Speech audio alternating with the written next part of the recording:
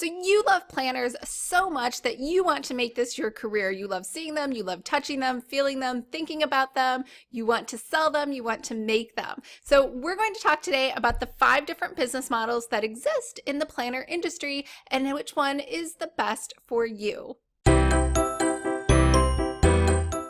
Hi everyone, I'm Lisa from Pretty Fabulous Designs, and I help online businesses create beautiful digital downloads using Adobe InDesign. So if this sounds like you or something that you might be interested in, make sure to hit the subscribe button below. I post new videos every Monday and Thursday. Now, the first business model that exists within the planner industry is the most obvious, and that's being a plannerpreneur. That is becoming the next Erin Condren, and that is the course that I teach. That is the tagline for Planner 101, and it's basically someone who is tied to the calendar year. Now, the cons of this is that when January comes and goes and you haven't sold the entire stock of planners that you've made, then you have basically useless inventory. You have to mark it down, put it 80%, just give it away for free, or just simply recycle the paper. So that is one tough part about dated planners. Now, obviously digital is a totally different story. You don't have any overhead with that, but you probably did spend a lot of time making that. Some other examples within here, other than Erin Condren, are Whitney English's Day Designer, the Plum Paper Planners, Bloom Daily Planners. So all of these businesses are tied to the calendar year, so that is kind of tough, especially if you're making paper planners, to be tied to all that inventory, so you have to guess how much it's going to sell out. Now, sometimes what someone will do is they'll estimate, or they'll under order so that they know for sure, and then they'll end up selling out, but then that kind of leaves a bad taste in people's minds, and then they may not order from you the next year or even bother looking. So something to be aware of. Now, the second business model is for people who have a system. So you may be, your primary business may be as a coach, whether that's most likely a productivity coach, or an agency, or an online business, or you sell courses, but you've created a system that either complements your current business or is a separate sort of mini business within there. And so good examples of this are Michael Hyatt's Best Year, Your Best Year. He has a planner that goes along with this, so that's an entire system. Natalie's Conquer Kit, same thing. She has a book and a planner system that goes together, and I think that was part of her, how to help you create an online business. Shailene Johnson has a system where she has her push journal, but she also has a book, and all of these go together, obviously, and I have one of these right here, to help you to lose weight and push her system towards your goals. So those are another example. That's the second system. Now, the third system is where you just say, you know what? I'm going to make a planner because it's going to be another revenue line for me. So it's the same thing as someone, if today I started to sell coffee mugs or t-shirts or pillows, and they had cute phrases or they had my logo on them, it's not my core business to make pillows or to create coffee mugs.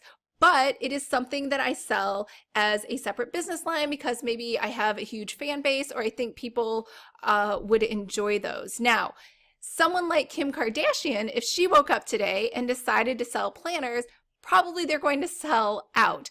So typically you only do this as a separate business line if you already have a captive audience, a large following, or a pretty big mailing list. Now, the fourth model is somebody that says, you know what, I love creating accessories for planners, right? So that could be stickers, that could be washi tape, right? It could be clips, it could be pretty much anything you can find in an office supply store that could be used in a planner, but most likely number one is stickers, then washi tape, and then pens. Or sometimes people make some of the planners, I don't know why, the Erin Condren ones still don't come with this elastic strap, so she will make elastic straps, and then there will be people who make almost like the same people I think who make headbands. You could make an elastic strap for a printer or planner as well. So that is the fourth business line. Now, the nice thing about that is those are timeless. So unlike the planners, it doesn't matter, when you make them, but there are trends that come and go. So, you do have to be careful about investing in creating a lot of stickers that nobody is going to be interested in later on because Powerpuff Girls is no longer popular. And in fact, I don't have children, so I don't even know if Powerpuff Girls are even popular anymore. They might not even be as of today when I say this. Now, the fifth business model is someone who aggregates all of these things and sells them as a subscription box or in their own stationery store, right? So you are basically a reseller. You've repackaged all of these items and you've sold them to somebody who loves planners, but maybe doesn't want to commit to one particular planner or likes to be pleasantly surprised by planners and different accessories that you're able to package together. So if you go to Cratejoy, and Cratejoy, I'm not sure if you know this, they are sort of a marketplace for subscription boxes, and they have a ton of boxes on here that deal with planners and stationery. There's another website called My Subscription Addiction, and they list a lot of subscription boxes, and they have planners on there, but they have some old ones. Obviously that's not his core thing, is our hair record. I don't know who runs the site, but on Subscription Addiction, they have a ton of planner boxes, but most of them that I clicked on were dead or just broken links. So this could be that could be a sign that no one's buying them, or it could be a sign that it's a great opportunity for you to get into that industry. I actually have never ordered, I don't think I've ordered a planner box, but I just ordered 3 planner boxes. So I have some unboxings coming up soon. But I think that is an excellent idea, is subscription boxes just keep getting more and more popular. All right, so let's recap. So the first business model was to be a plannerpreneur like Erin Condren, where your core business first and foremost is creating planners. The second one is to create a planner system because you are a coach or a course creator, or you have some other business line, and this is simply a mini business for you, and you've created maybe a book like this to go with it and a whole system.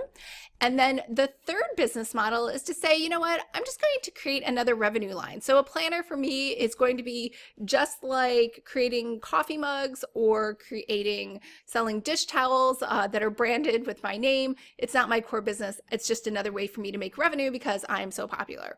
The fourth business model is to create accessories for this industry. So washi tape, stickers, clips, those binders, bookmarks. That is the fourth industry. And the fifth one is somebody who resells all of these products, or a combination, either as a subscription box or maybe in your retail store or on your retail website. All right, I hope that was helpful. That gave you some good ideas on where you might be interested in moving into and things that you would like to do within this industry.